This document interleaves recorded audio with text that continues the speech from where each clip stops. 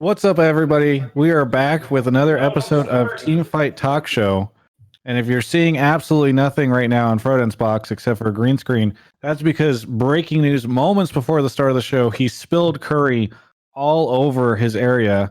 I have no word yet on if it's affected the green screen, but he is not here yet. So we're going to go straight over to our guest, K3Soju. Of course, this is Teamfight Talkshow, hosted by myself and Frodan, who's missing on GiantSlayerTV. Soju, welcome to the show. Great to have you on. What's up? What's up?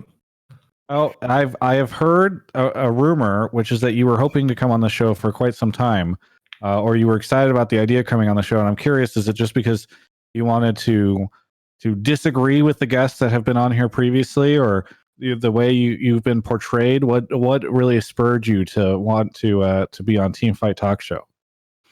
So I saw Kurum do it last week, and I like getting asked controversial questions because I just kind of send it, and like I'm just gonna say whatever like I want to say.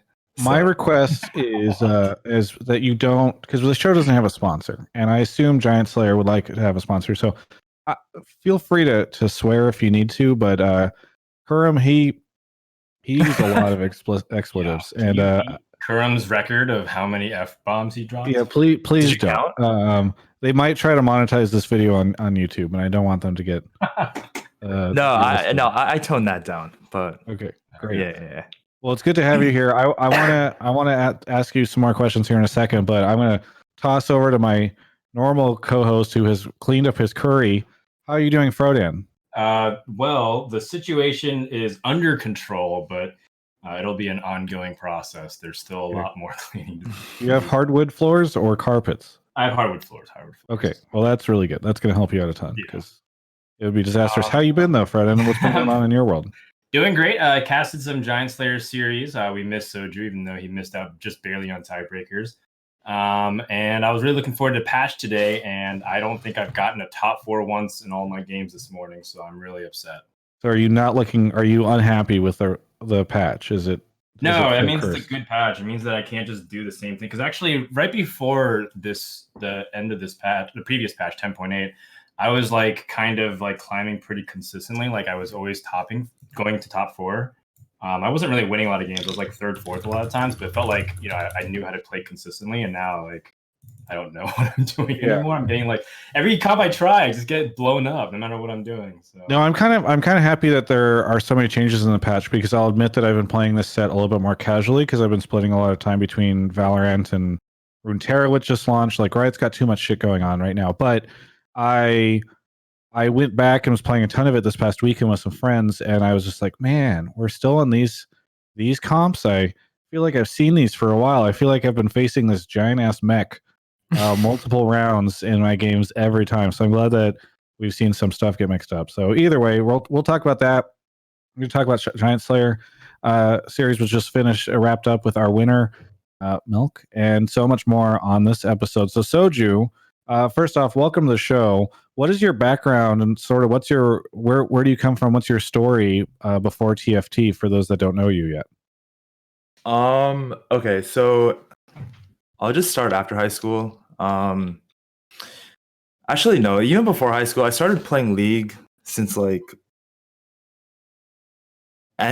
beginning of high school. I played League and I skipped school just to play League. And then I got into college and I was like, okay, well, it's time to try hard. My GPA kind of sucked in high school. And then in college, I was studying biomedical engineering. I graduated with 2.6. But anyway, even then, I was skipping class and I was just playing League.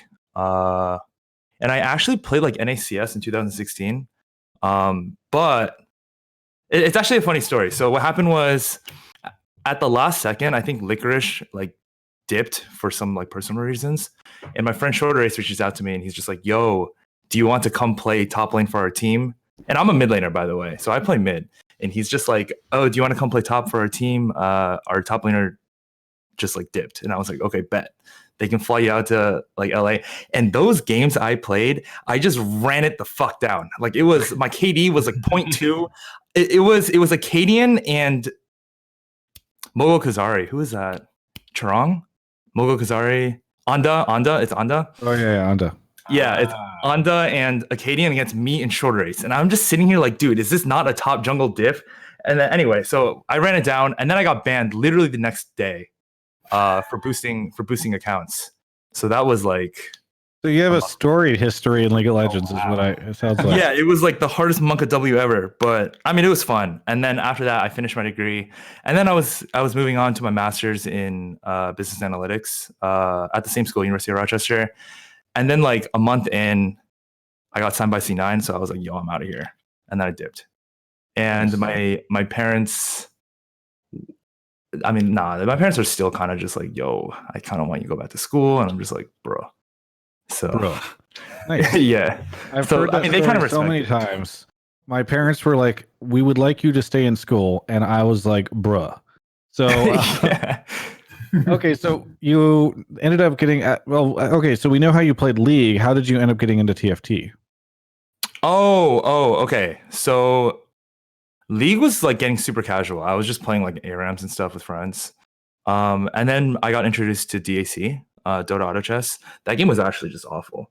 I mean, it was really fun for the first like 2 months, but the game was so bad. Like it wasn't item based. It was more so like I don't even know what it was. I just your legendaries or die. Yeah, I played Warriors every damn game. No, and I was top like 500, and I had no game knowledge whatsoever. I see Clockwork, I just buy Clockwork, and then I just transitioned to Warriors somehow, and we're fucking good. And then items were just completely random. Sometimes you get no items, sometimes you just get like a Mjolnir. It was just that game was just really bad, but that game was like really fun. Like I liked the genre. And then when TFT came out, I kind of just played nonstop. So yeah. There's so many funky things that you could do in that game, and just weird things. So it's talking to you now. It feels like that's a game from so long ago, but that game was like literally 12 months ago, or maybe like 14, 15. Like it's very funny to think about how long ago it feels, but it was not that long. Autochess is like one of my favorite memories of 2019, alongside the release of TFT, because Autochess, like the ranking kind of mattered, but there was like such a community built around the QIHL rankings around Discord, and it was like pretty interesting. It just kind of felt like the old days where like you go on Ventrilo or TeamSpeak and just kind of play, whether it's like you were doing all these like old third-party janky client stuff. So kind of that's actually it was. I'm really happy we have TFT now, but there was something really endearing about playing these janky custom maps. Again after. Yeah. Basically a decade plus since I used to play like the Warcraft 3 custom maps and all that growing up. And so it is really cool that somebody did that so that Riot could make yet another successful money printing machine out of somebody else's custom game. It's just the classic Riot move. Either way, TFT make a lot of money? I don't know. I mean, the pay-to-win map. It's got to make a ton of money, especially now that they've got. It's crazy. It's crazy. Don't talk about it, man. It's our secret. It's our one of our few edges we gain in the game. The amount of LP you get with the battle pass and all that stuff, and how many people play it now that it's out of mobile and all that, and how big it is in other regions. This game, Mort Dog should definitely be making twice what he's making, and I hope he is bringing that up with Riot. Anyway, so that's how you got into TFT. What is life like for you now? Sorry? What is life like for you now? I mean, what's your day-to-day? Mostly just streaming, and I guess also do you view yourself more as like a streamer or a competitor, or where's your sort of image of yourself at in the TFT world? I mean, you can't be a competitor when there's no competitions. There was a competition last night. Oh, I mean, yeah, but it's like it's if Giant Slayer weren't a thing, TFT would not have a single competition for a good another 2 months. Actually, I know there's a tournament coming up in a month, but dude, set 2 is just like depression. But are you feeling okay? So I know. But anyway, sorry. Let me answer the question. Yeah. I feel like it's more of a streamer thing, but I want to be a competitor, and like, well, I don't know if it's like possible right now. To be a competitor, you mean? Yeah, but like streaming actually gets like pretty like tiring. I remember I was talking to my Twitch chat and I was just like, man, like I'm feeling kind of burnt out. Like sometimes like it's actually like a lot tiring than it seems. And they're just like, yeah, imagine playing video games, Omega lol. And I'm just like, dude, like, you know what I mean? Like it actually is classic. Yeah, it's actually kind of tiring. So I do like Flick a lot, but I do enjoy streaming. Yeah. So yeah. What happens when you make Twitch chat your therapist, dude? You gotta just hell no. talk to them about your problems if you're feeling burnt out. Take a break. I don't think you don't really owe it to anybody but yourself to make sure that you can keep this going for a while. Well, I want to talk to you more about. I think set 3, your viewership has grown like significantly, right? Yeah, I think it's to do with mobile though. So good shit on the mobile. Do you have any way of knowing if it's about mobile? Do people say it might be mobile or whatever? Yeah, I think it's half mobile and half like set 3 actually being good, and also a part of like competitive being announced, so people actually want to play the game. Because I know a lot of like other high elo players kind of came back during set 3, so that's like the high elo community. And then well, I want to talk to you more about the esports stuff, but we do have a section on the show for that, so we're going to move into that in a second. But first, let's talk about the 10.9 patch notes. You can bring those up on there. So before we get into the specifics, I'm kind of curious, Soju. Happy, sad, neutral? What do you think of overall of this patch before we break out everything? So I only played like 10 games. The new galaxies are actually good. There's no it's not like the Fawn Galaxy where you just lose instantly. And I feel like there's a lot of skill expression, especially in the treasure trove one. Oh yeah. I don't know how like what to say about the star cluster one, but it seemed fine. Like there's like a balance between items and units, which is fine. I like that they changed the level 6. It went from 35% to 35-30. So it does decrease the consistency on some of the reroll comps because you're going to hit those 100% of the time last patch. But yeah, I kind of like it. It sucks that I think mech infill is still good because that comp is kind of lame. Is it still good? Because Frodan was saying before the show started that people are just saying that to try to bait people into taking those units so that then they can get the real stuff. No, it's a player diff. I think no, I'm just kidding. But it's actually it's pretty good. It won both lobbies that I was like trying to play. It was because I was getting contested. I was getting wrecked. Yeah, it's just like how it's happening in high elo is that good players will see people play mech and they're just gonna be like, oh, if he's playing mech, I'm not gonna grief myself into a 7th.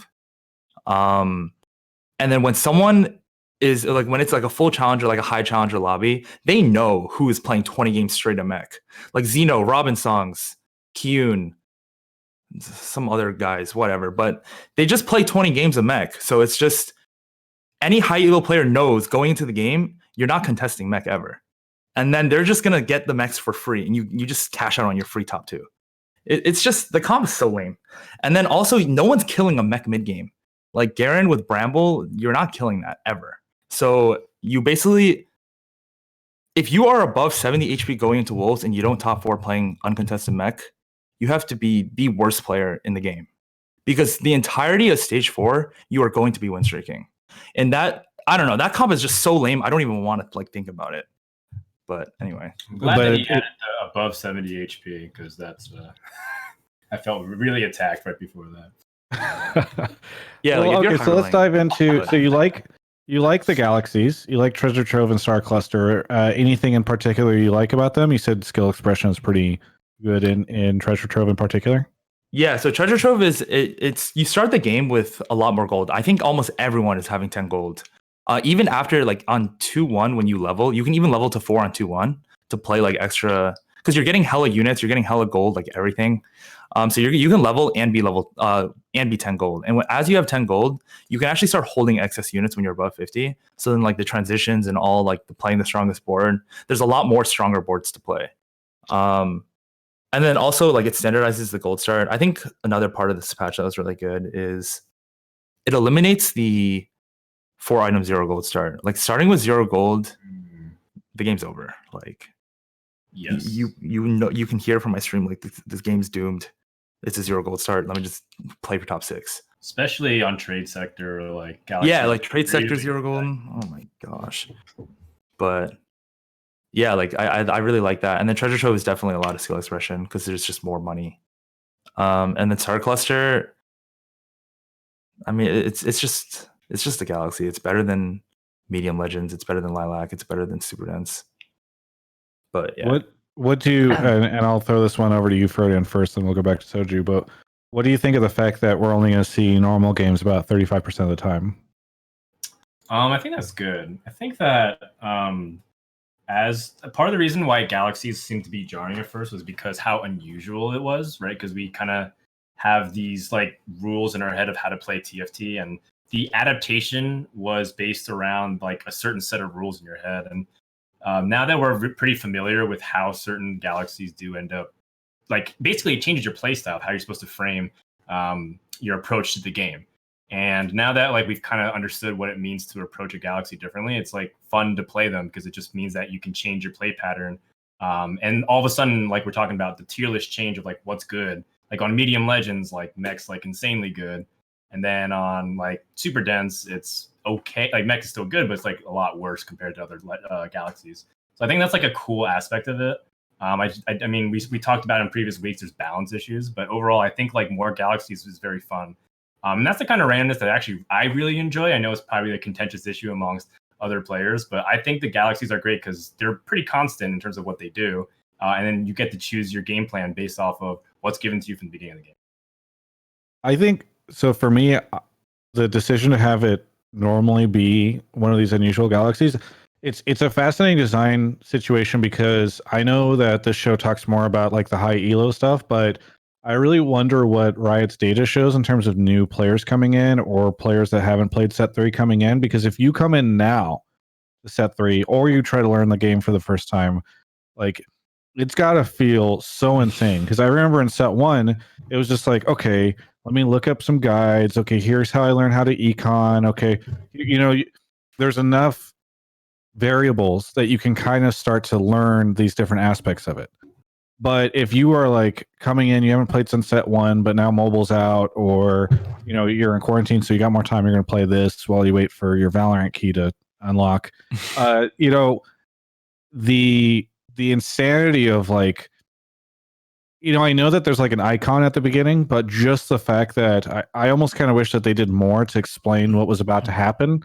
Then you know, obviously I'm sure the tech doesn't allow for it, but even like a description of what you're loading into on the loading screen instead of just like, you know, everybody's pictures, like understanding what the rules are for this specific galaxy, I feel like would be very helpful. So that's actually one of my concerns with it, even though I really like the galaxies themselves. I'd be curious to know what Riot's data shows, because if it is just, hey, we have a bunch of people load in on set 3 in like the first week or two, and then they go along for the journey with us, and we don't tend to get too many new people or people coming back, then it kind of makes sense, right? Because you want to keep all this stuff updated. But I don't know. This is my little mini rant, but it's just an interesting thought process on it. So Soju, okay, so Frodan likes it. I am curious about it. Do you like the fact that the majority of the time you get all one of these different galaxies as like a high elo streamer? Yeah, I don't mind. As long as it's not like a bad galaxy. So why don't you rank the galaxies of what you like the most to what you like the least? Frodan just loves ranking. That's his big thing. He wants all our guests to rank everything. So I think it's pretty easy. Like the star cluster one, I don't want to rank yet because I can't tell yet. But I think the best one is treasure trove for sure. And then it's probably trade sector. Then it's Nico. Then it's lilac. Then it's medium. Then it's super dense. I thought there was going to be a tie between medium and super dense because they're both so bad. But super dense is for sure the worst. But I saw the changes. So this is not in this patch, so we're breaking the rules a bit. But Mort tweeted today using a meme format. I don't know. I saw it. I saw the meme. It's not delivering information in these memes. This is what TFT has become. But so now we're going to see on PBE and in the next patch, we're going to see a Force Nature pop up at 3-1. So what you're happy about that? You think will the Galaxy be better, or will it be good at that point in time for you? Oh, it's 20 times better. Like the problem, like just to explain this meme more, the problem with that Galaxy is after Carousel, you always have to level to 5. So let's say you're already loose streaking, which is fine. Like you can tank some damage, but you're leveling to 5, and a lot of times you won't even make 10. You won't even make 10 eco because you have to level to 5 because you have to play a real board. Otherwise, you're just gonna get 6-0 and take 11 damage. And then in playing a real board, a lot of the times you're gonna be Omega broke, and not only that, but you might actually beat someone else. But you can't perfect loose streak because if you RNG 33% of the time, you can't even portal scout anymore. If you RNG 33% of the time one of the win streakers instead of the one loose streaker that you're trying to target, you're just taking a fast -11. And then not only that is you have no eco, so where's the comeback? You're just dead. Before Wolves, you're probably gonna be 20 HP with no money, while people are probably hard chilling level 9, 50 gold post Wolves, and then they're 100 HP. So the Galaxy just snowballs based on your first 5 shops. But with this change, I think being able to like not spend 8 gold to not take 20 damage, like it's actually kind of good. I don't know. I still think it's probably gonna be one of the not as good Galaxies, but it's a lot better. Yeah, I would say that in a game like TFT, the more narrow you have to play, the less interesting it becomes. And I think that like when you are forced, like everybody has to go to level 5 as soon as they can, right after that first carousel, it just makes it less interesting. And also kind of like what Soju said, it's like more polarizing because decisions are made for you. And part of what makes TFT like interesting as a genre or as a game is just the fact that you're introduced with a bunch of complex decision trees that have like cascading effects.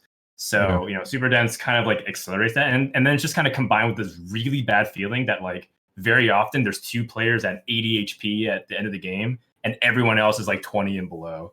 And that happens so frequently because of the way that the aggression snowballs.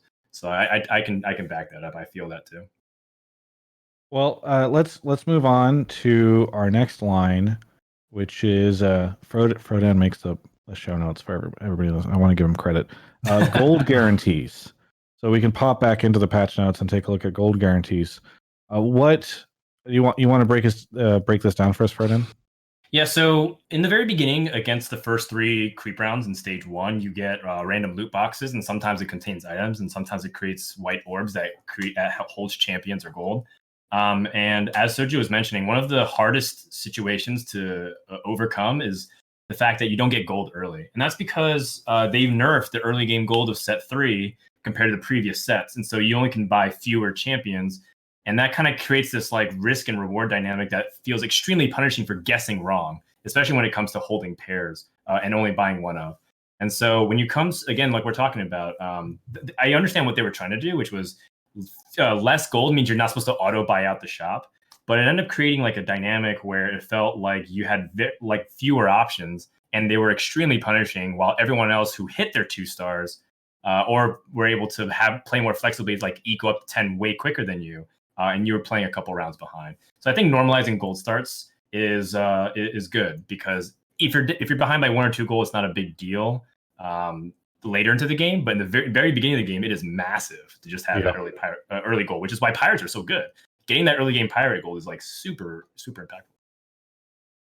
Soju, is this something you're excited about? Just getting gold early? I mean, the guaranteed, the normalized start. Oh yeah, definitely.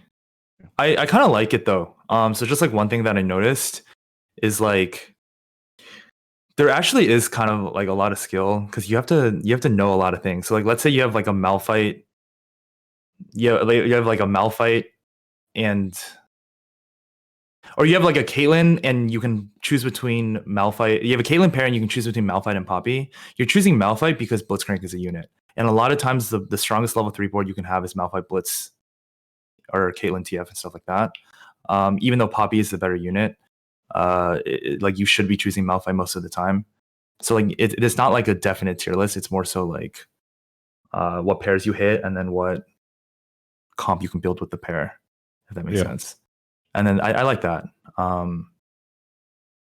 Each comp has like different 3, 4, 5 spikes. So that's actually really good. I like that. So we're also seeing a rework of the champion shop drop rate system. I think that's at the top of systems in our patch notes. If we can find it. Yeah. Oh, there we go. Instantly added. Our producer's on fire tonight. All right. What's your guys' take on what we're seeing here in terms of just changes to the drop rates at different levels? Friends? Frodan, I'll throw it to you specifically. It's a lot easier to hit 1 star or 1 cost units and make them 3 stars now. I've been seeing a lot of people experiment with this like Xayah static shift build, which just like gets all of their 1 cost to 3 stars. And it's surprisingly like pretty solid. Like lands them in the top 3 or 4. I haven't actually seen one win a lobby yet, but like it's kind of funny watching Xayah just slap people and Pikachu all the way to the top 4. I'm not sure how much it changes, but I do agree like with the notion that it was way too consistent to hit like your 2 and 3 cost to make them 3 stars, and that like it just becomes too, again, like narrow of like what you need to do. And then because you're like committing to 3-starring them, there's not really many pivot points that you have because you've invested so much into this game plan. So pivoting felt like not really an option, which spawned the meme "no scout, no pivot," because it's like you really couldn't pivot even if you wanted to. Yeah, I agree. I don't think the level 1 really matters that much. I think they're just doing it to scale down. And then the level 6 thing, 35, 35 to 35, 30. It's nice because people were hitting 100% of the time. So yeah, it's weird. Like we want it to make less consistent, even though I know good players favor consistency. But that's one way you can balance the risk and reward in this game. Well, it stops people from just trying to force stuff, right? So yeah.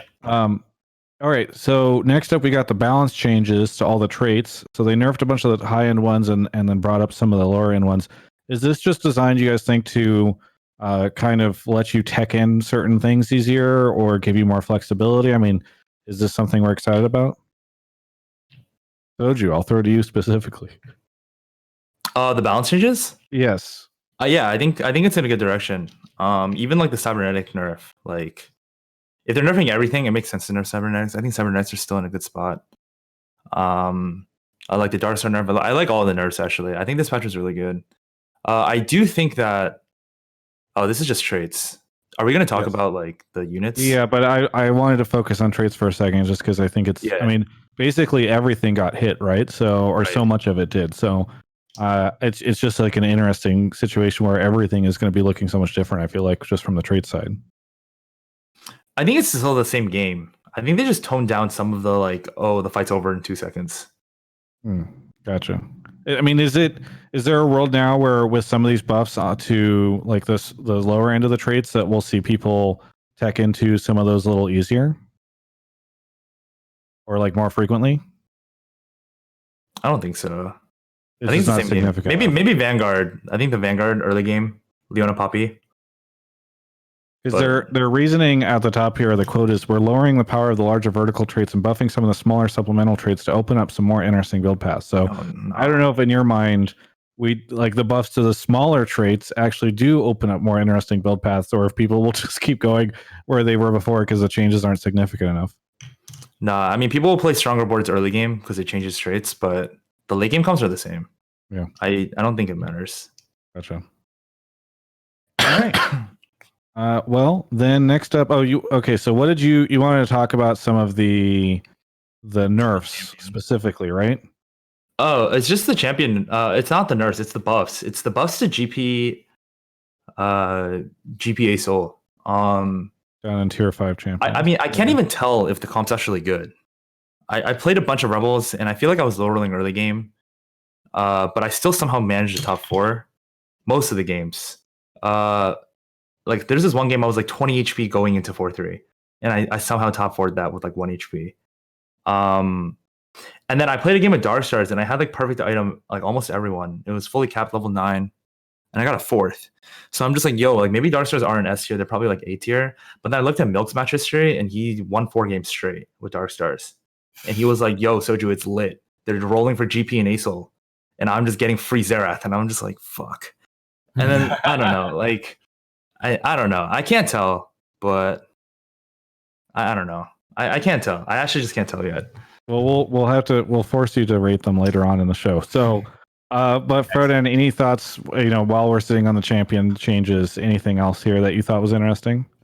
Yeah, I wanted to call it the same exact thing too. I think Gangplank changes are particularly interesting because it just makes like Rebels power spike come a lot faster now, and it makes it feel like they are back. Again, we don't know exactly where they sit, but it seems playable at the very least. So that one's interesting. I also thought it was particularly interesting that they changed Yasuo's mechanics almost entirely. Like, I thought Yasuo was a really interesting like mechanic in general. Like the idea that you just target whoever had the most items. And that was a very consistent effect that you can kind of like even play around. Like, oh, do I just throw on the Force of Nature onto this two item champion so that way I can like try and hedge against Yasuo. But I guess he becomes a different kind of consistent. He's just going to always target the farthest unit, and like it's very similar to Rakan. So I'm not exactly sure. I probably should have listened to the rundown entirely by Mort, but like I thought that was a pretty interesting change. Yeah. All right, and then finally we got the Quicksilver change, which Quicksilver is it safe to say was one of the strongest items in the game recently? I mean, it's just in so many builds, right? Or is it just that it provides so much utility? I think it's only good on Xerath. But it was good on other units now, but now it's only good on Xerath. Gotcha. So is that too much then? If this item is now only usable by one unit in the game, or only good on one unit in the game, is that too much of a nerf? Probably 12.5 maybe. I don't know. I was watching Kyun stream. He had Darius 3 with QSS, and before it even ulted a single time, it got interrupted because the QSS wore off. So like the item was not even existent. Yeah. But it's different with Xerath because Xerath casts really early, and the fight's actually over within 10 seconds. All right. Well, I think that just about concludes our patch note rundown. Do you have anything else, Soju, that you think we missed in this? We talked about drop rates, galaxies, trait changes, champion stuff. Anything else that really stood out to you or that you're experiencing right now? There's just one thing: is the Lucian change. I think that is actually a huge reason why cybernetics are actually so strong. Like if you have a red buff Lucian early game, they changed it so it's before what happened was if he killed something and then dashed, he wouldn't get his like double shot on the next auto. Right. But that actually changes so many fights. Because like last patch, just looking at Lucian in like that loses you so many fights. And if you win that one fight, that amount of gold that you got from that, like maintaining your streak or like the HP you saved, is so consistent in terms of like top 4 performance. So like a red buff Lucian, like me and Kerm were talking about it earlier today, and he pointed it out. But yeah, red buff Lucian is, or red buff or IE last was for like Aurelia holding items. Lucian is gonna like carry you all the way until stage 4. It's like a really big change. And I think that's why cybernetics are so consistent now. Well, do you have any, stepping up a little higher up, high level on this? Do you have any first impressions on this patch? Are we going to see any other things? I mean, you kind of talked about Rebels, so you're not sure about that, but any other first impressions on what this patch is going to bring? You think mechs are still in? Yeah, I think everything's still in. It's the same stuff. It's just that the S tier comps, mech infill, and Dark Stars got toned down a little bit. Okay. Which is like what a patch should be like. The S tiers go to A tier and everything else should stay the same. But probably in like a week, there's going to be a comp that's just uncontested S. I'm pretty sure it's what Rebels. That could be yet. I'm pretty sure it's Rebels. I'm playing Rebels incorrectly 100%. I went into 4-3 with 20 HP every single time. So I'm 100% doing something wrong because it should never be like that. Yep. All right. Well, I think that concludes our patch talk, unless there's anything you think I'm missing, Frodan. No, let's move on. All right. Well, now it's time to talk about esports. All right. Frodan, you want to give us the rundown on what happened this week, the conclusion of a certain event? Yeah, so over the past few weeks, we've been playing the Giant Slayer series featuring 16 players.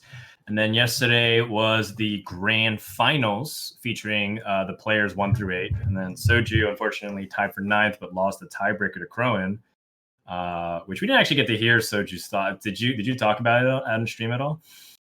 Oh, no, I don't mind. I lost fair and square. Okay. I just played like garbage the whole tournament, so... Yeah. Well, funny. I thought it was very poetic that Crowan was using the Bang Bros comp to like get to top 8 and 9 and eliminate you from top 8. I thought that was pretty poetic in itself. And then at the very end, Delicious Milk just kind of did the same thing. He ran it down and just played Mech Infiltrator. Tried to get contested one time by Crowan, and Milk got first anyways in that lobby. And then he came on to the winning interview and just kind of talked about Mech Infiltrator and how it's just oppressively good. And like that was the entire interview for like 10 minutes. Did he just rant? I didn't catch sounds like Milk.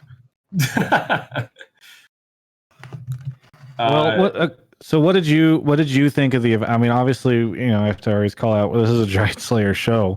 We're talking about their tournament, or series, but what did you think of the tournament as a whole, Soju? Yeah, I really like the format. I think this is what like the tourney formats should be like.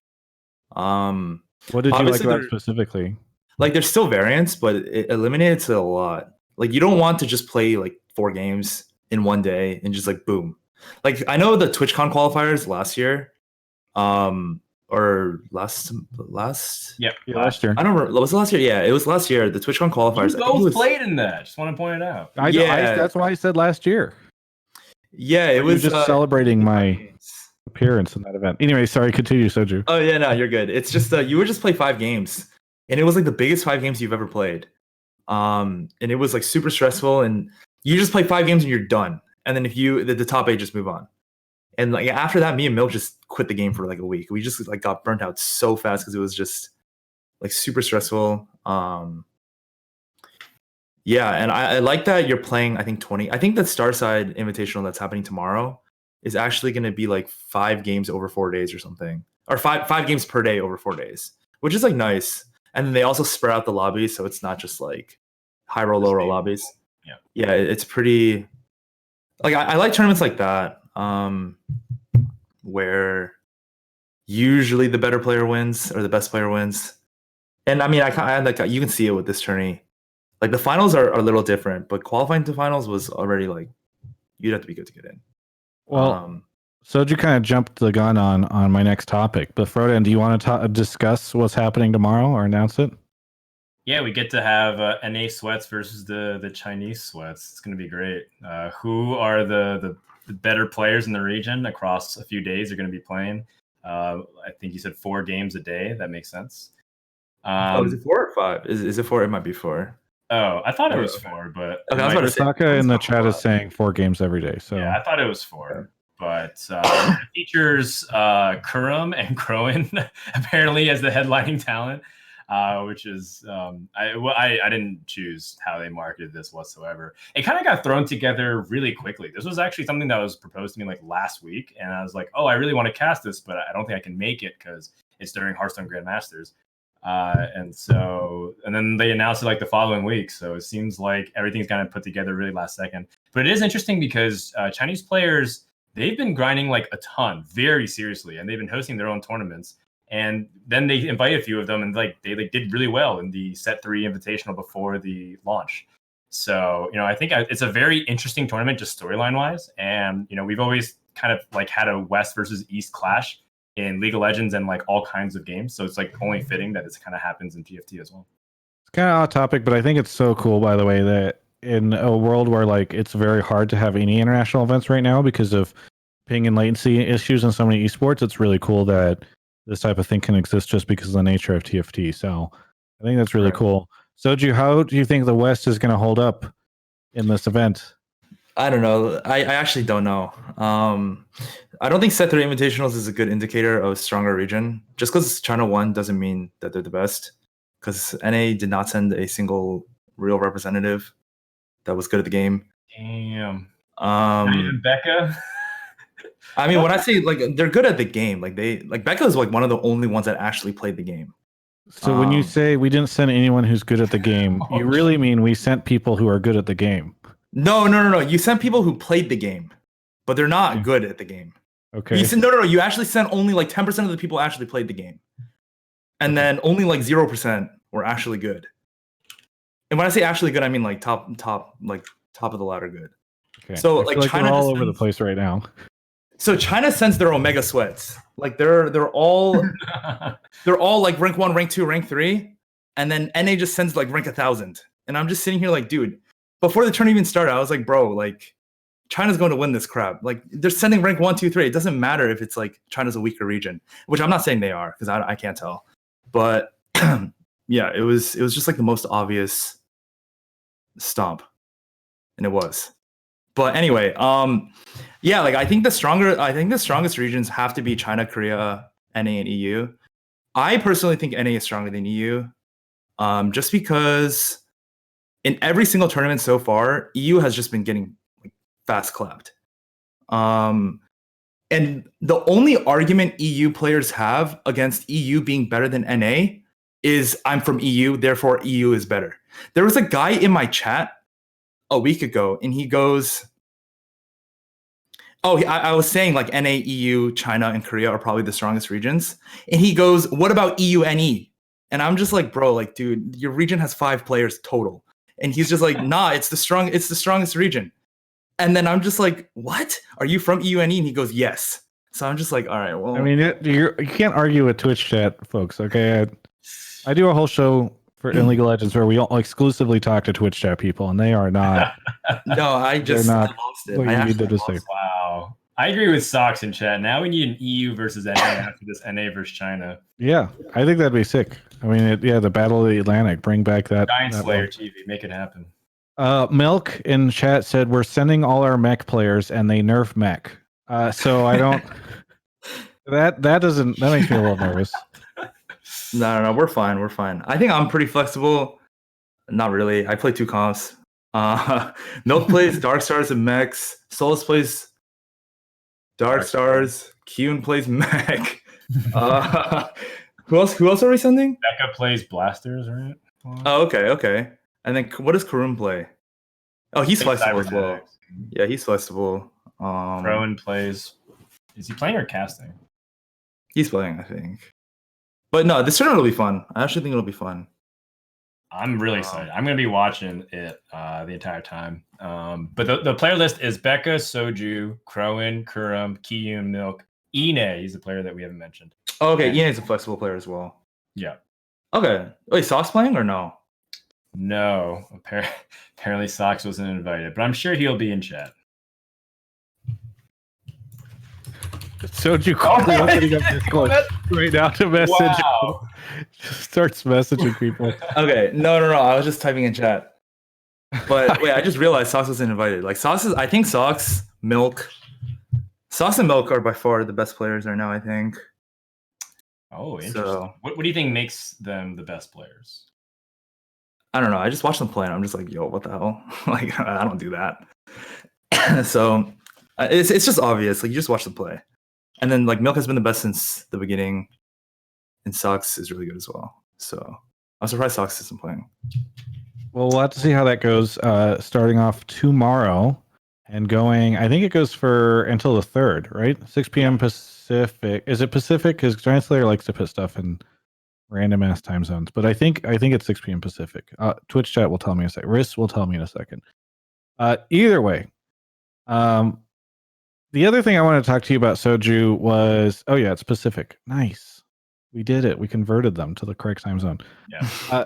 Soju, the other thing I want to talk to you about on the esports side is that you were vocal, is my understanding. I think we might have even talked about this on the first ever Teamfight Talkshow about your frustrations or disappointment with the esports and competitive nature of set 2, where there just weren't that many tournaments and there wasn't stuff, and it didn't feel like Riot was doing much. Am I correct in your characterizing you that way? Yeah. Okay.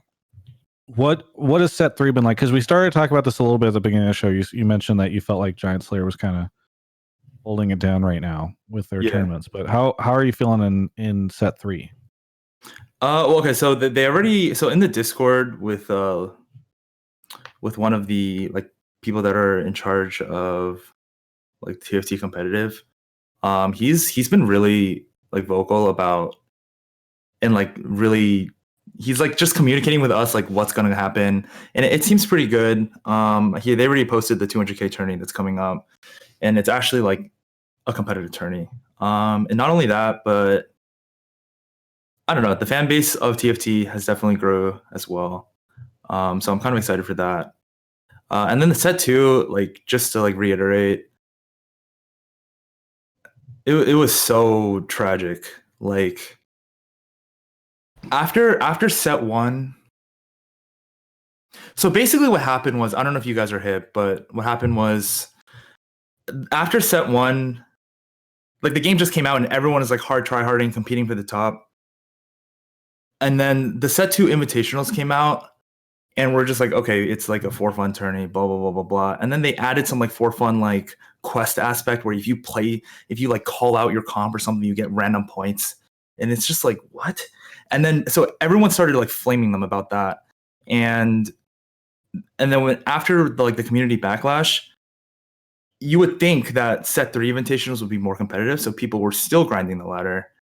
And then what happened was set 3 invitationals came out, and Kurum, who was averaging like 3K viewers, the only one that still fucking plays set 2, doesn't get an invite. I was averaging probably like 2K viewers.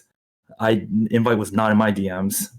And then people that just are from some random ass region with 30 viewers get an invite, and they just get hard farmed because it's like, bro, you don't play the game.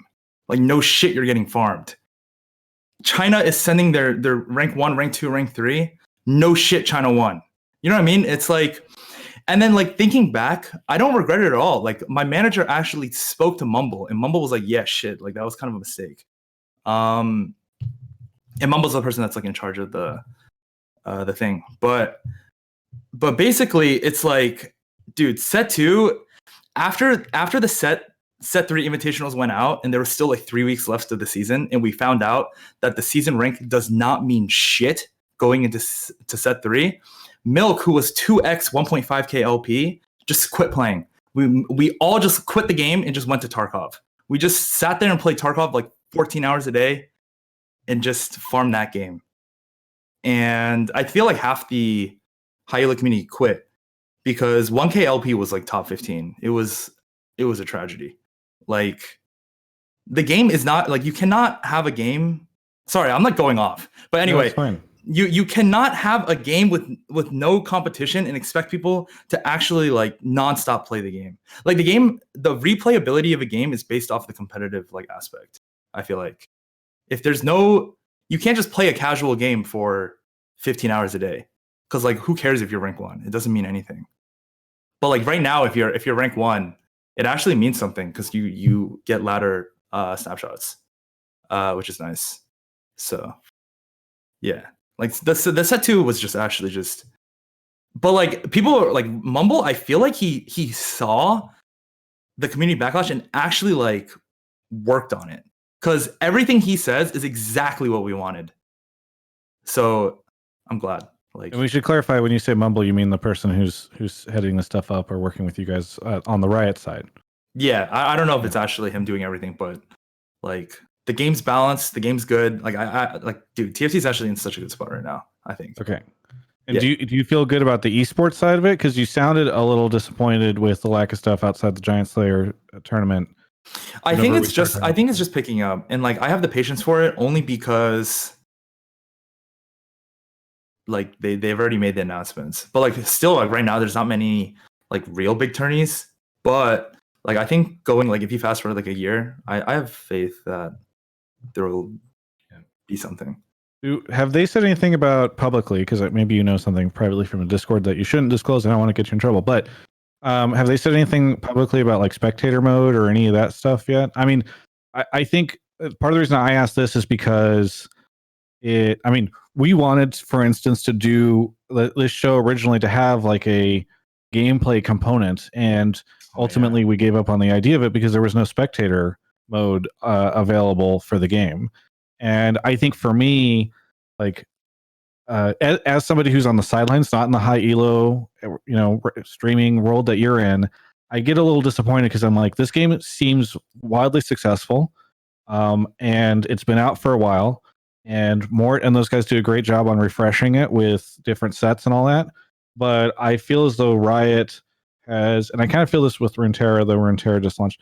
I feel like Riot is not doing a great job yet of supporting it the way they could. And I don't know if that's because League is like too big or Valorant is like too hype for them or whatever, but I feel like if another developer had so many players and like so much attention in such a popular game, like they would be doing way more in like on the tool side and also in like the marketing and all that stuff to really like blow the game up even more, Yeah, I have no idea, but yeah, I agree. I think spectator is like something they should add.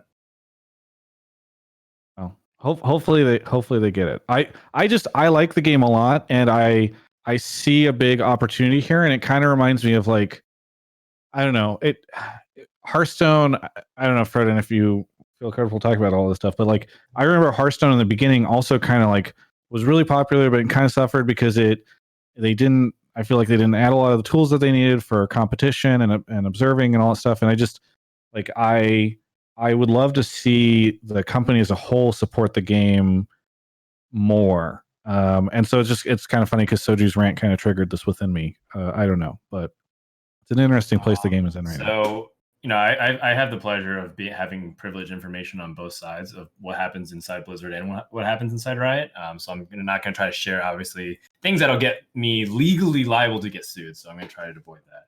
But in terms of like the general goals of what these companies try to do, is that I feel like Blizzard takes the very safe approach, and I think Riot takes the very like cool approach, and I think that the important thing is that I think above everything else, Riot doesn't want to create something that feels forced. And there's a lot of organic interest in games like TFT, and it reminds me a lot of Hearthstone, where like we're kind of clamoring for more things, right? Please give us competitive tools to host tournaments. Please give us spectator mode. Please just host the tournament.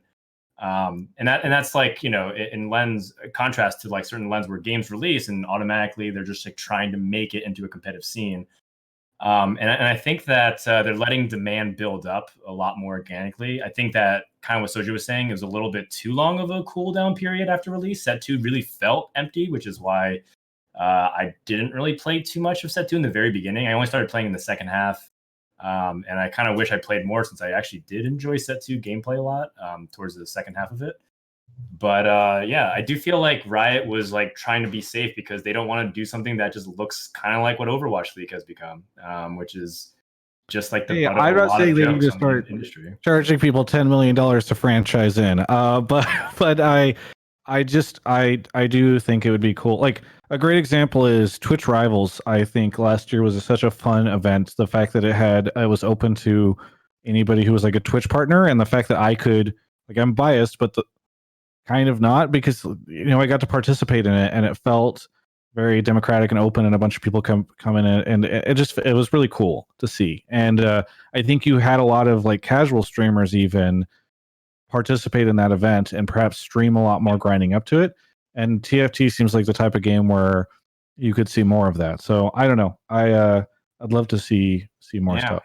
It's still like the most competitive open tournament in TFT that's existed, I think. Yeah. Twitch Rivals. It was obviously like very condensed. I think Soju mentioned like having to play only 5 games. Like Jay Shrid, who like competed, him and Sleep played like 12 hours straight or something like that. And I feel so bad for those guys. They didn't eat like at all. They just like fasted the entire day and just drank like Red Bull and like some Cheetos in the back. I just felt so bad, but like they kept winning. It was like, and they were there since the very morning checking in. So yeah. Dude, going into the TwitchCon event itself, they flew you in the day the patch got released. And then like I don't have a laptop, so I actually just like half the players did not play a single game of the new patch going into the event. Right. It was actually just like, oh my gosh. And then like Jay Shrite and like Sleet and all of them, they were flying in to qualify like at the event. So they were just like hard grinding games, and they all just come through with this wild sin BS, and I'm just like, bruh, It's an A. Like, dude, the college just one-shot my whole team. I don't even know what's going on. I was still playing Rangers, and I don't even know how. Like, it worked because like after the event, you go back to play solo queue, and Rangers were like a free 7th. It was so bad, but I think I got lucky. Well, let's move away from our esports rants and get into the fun stuff that I know people actually tune into the show for. I'm not forgetting anything, right, Frodan? I'm gonna check your passion. We've covered a lot, and it's great because I think this is one of the things that Soju's most passionate about. So yeah, love to hear his opinions on it. All right, time for the Frodan fun time part of the show where you force our guests into uncomfortable situations. What you want to take us through part 1 of this? Yeah, sure. So for Soju, I'm sure you've watched the show. For people who haven't before, we're going to ask you to create a day 1 tier list impression based off the synergies that you've seen and where you think they all sit. And we're going to go alphabetically. So we start with Blade Master and we'll end with Void/Mech Pilot. And then you can make changes at the end, but we're going to try to go a little bit quicker compared to before. But feel free to talk about your thought process as you place them. Okay, Blade Master A, because 3BM is good. Blaster A, because 4 Blaster Brawler is good. Brawler, I'll say B, because Rebels are a thing. And Rebel Blaster, or Rebel Jinx is better than Brawler Jinx. Celestial is probably, it's not like a real trait. It's like a reroll trait with 4 Celestial. I think it's a B. I can't tell with Chrono. Is there like a don't know? Or do I have to put it? You have to put it. I have to put it. I think it's tiers where you don't know for most people historically. I think it's normally everything ends up in A and B. Okay, I think Cybernetic is an A. I think Darkstar is an A. Demo's an S. Infiltrator is probably. It's only good in mech infill. It's probably an A. I'll say B. I'll do B. Mana Reaver is like a. Fuck. It's all gonna be A and B. I think it's like an A. Mercenary is an S. Those units are broken. Mystic is an F. It's not even a synergy. Like, it's actually so bad. Protector's a C. I'm gonna say Rebel's S. Oh yeah. Sniper's A. Sorks B. Spacefire S only because of early game. Star Guardian C. Starship A. Valkyrie got nerfed, so it's probably A. I'll do Vanguard A. Void is a C. Mech Pilot's an S. That is wait, I want to move some A. I want to move some A down though. Yeah, you could move 2 things. 2 things? Okay. That was probably at 10% of the time it took our former guests to build their tier lists. I think you can hem move... and ha. I think you can move.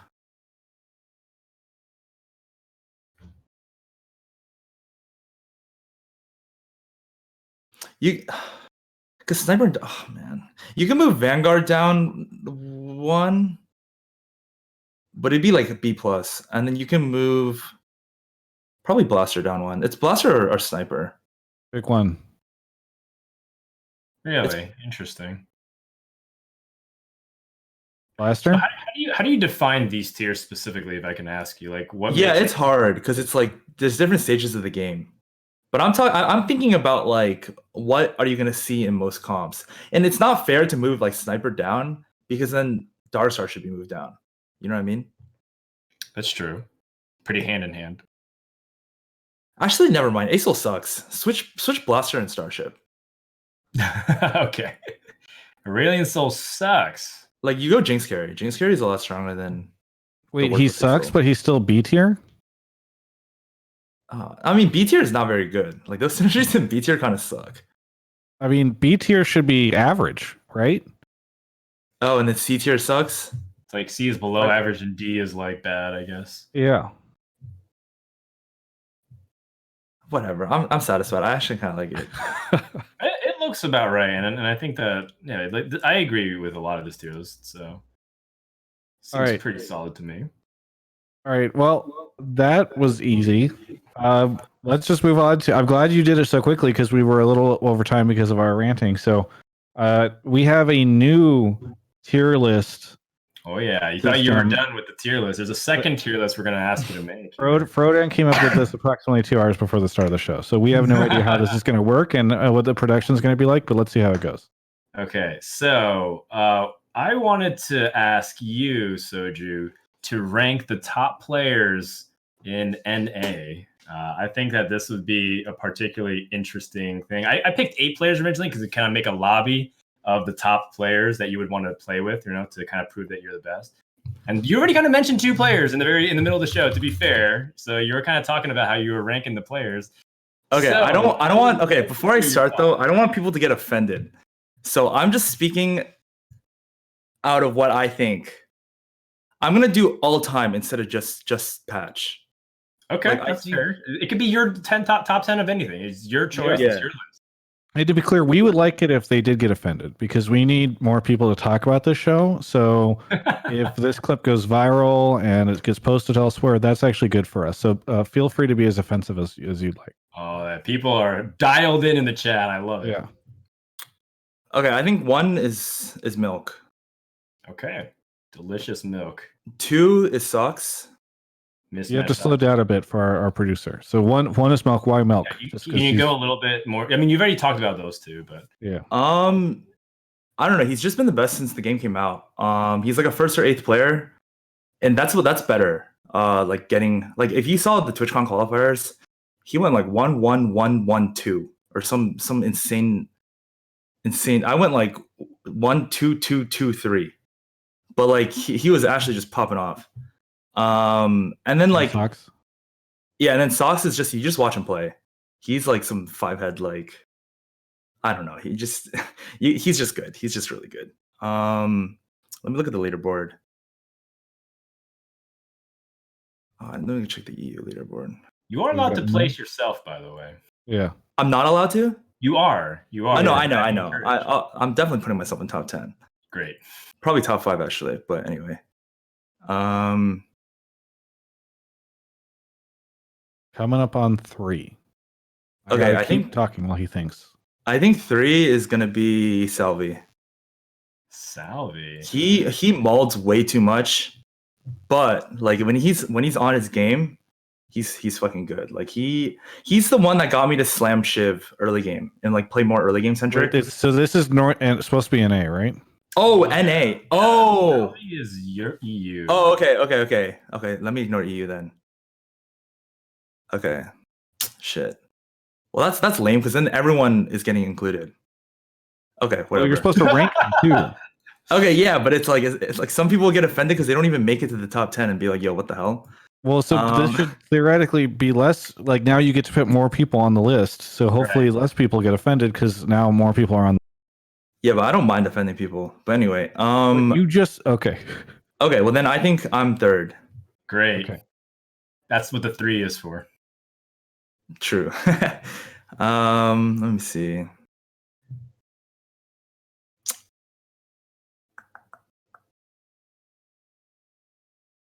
Oh, this is hard. I don't know. We need music for these segments in the future, so podcast listeners don't just wonder if they're sleeper it for them. We can give you the option to cut off the list, but give us at least 5. Wait, what do you mean cut off the list? If you only want to do 5, we'll let you do 5 because the show is supposed to end at a certain point in time. Okay, I'll say 4 is.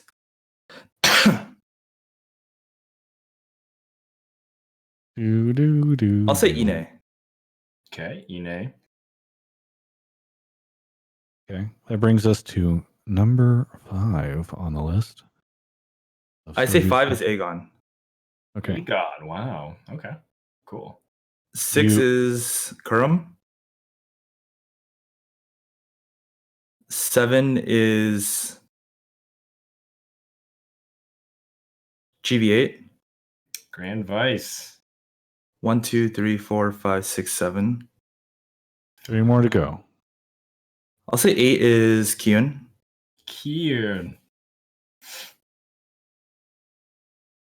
I don't want to put Solus on this list because he's only good this set. No, he's like the guy that just hits low challenger and just camps.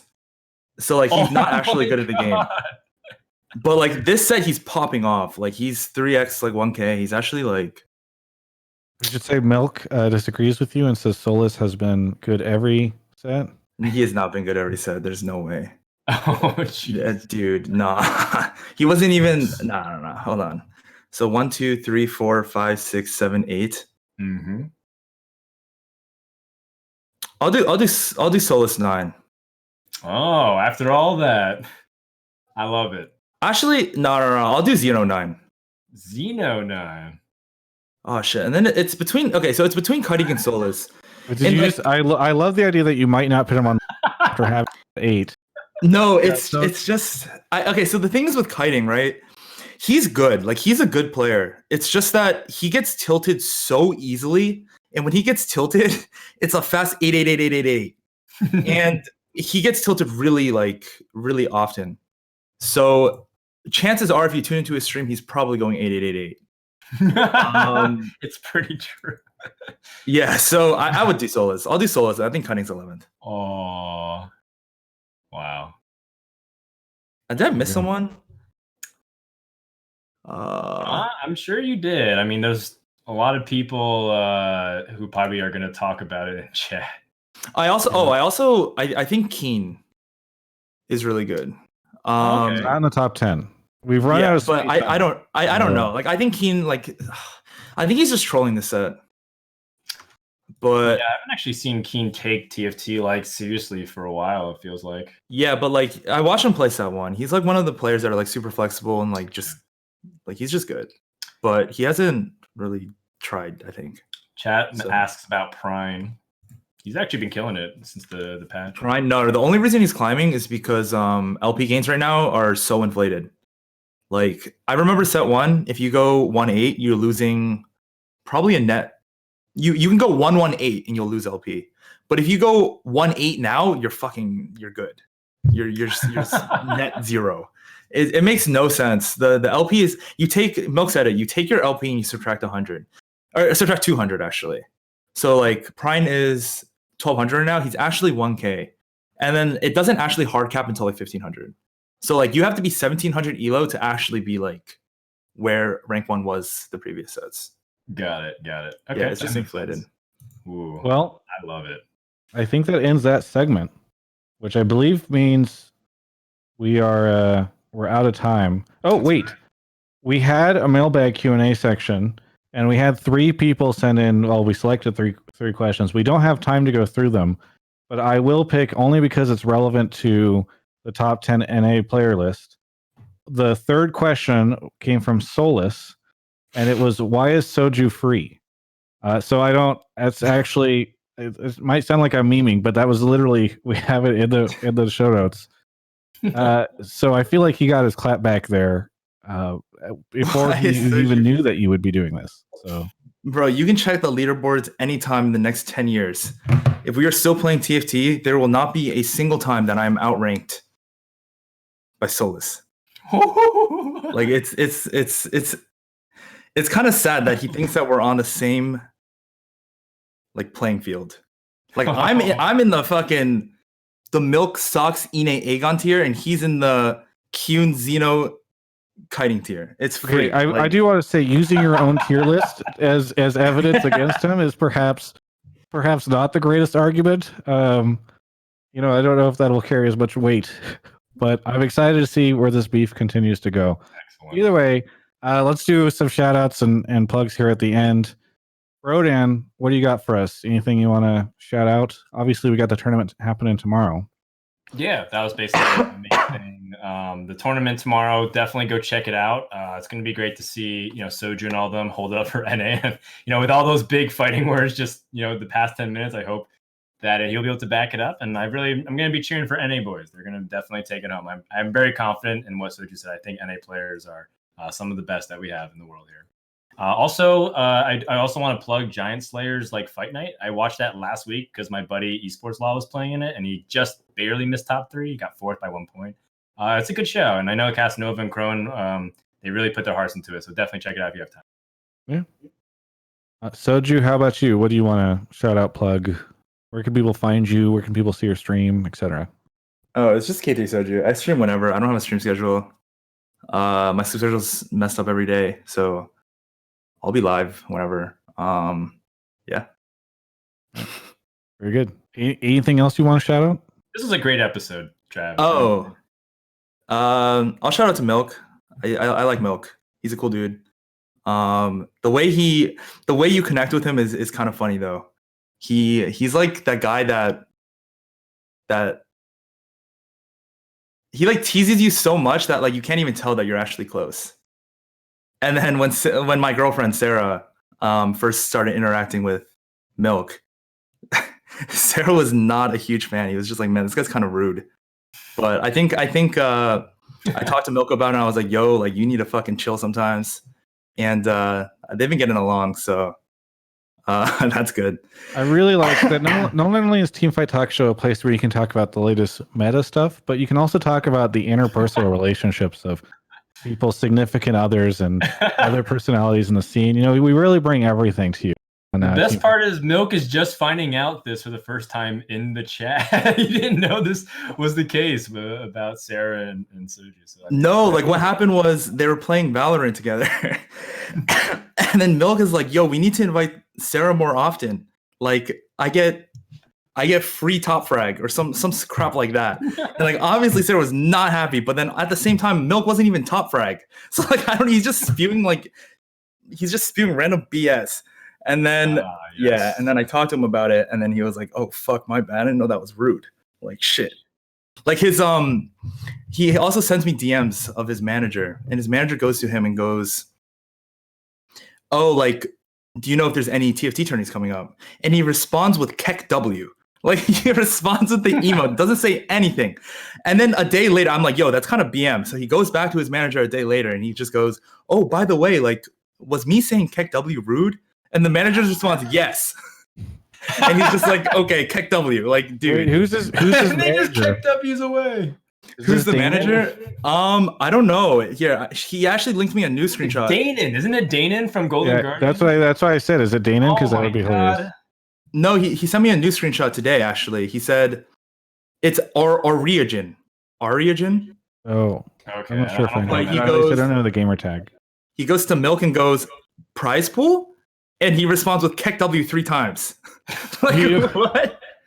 Do you have any other of Milk's DMs that you would like to spill on the show before we No. It's just he's a funny dude. All right. So I'm glad. We've had our rivalry since like so on. Jeez. Nice. Well, All right. for me, my shout outs, you can find all my stuff over at Travis Gafford on everything. On Twitch and Twitter, etc. Travis Gafford _ on Instagram, because there's another Travis Gafford that name, and perhaps it's the real Travis Gafford. And I'm the imposter.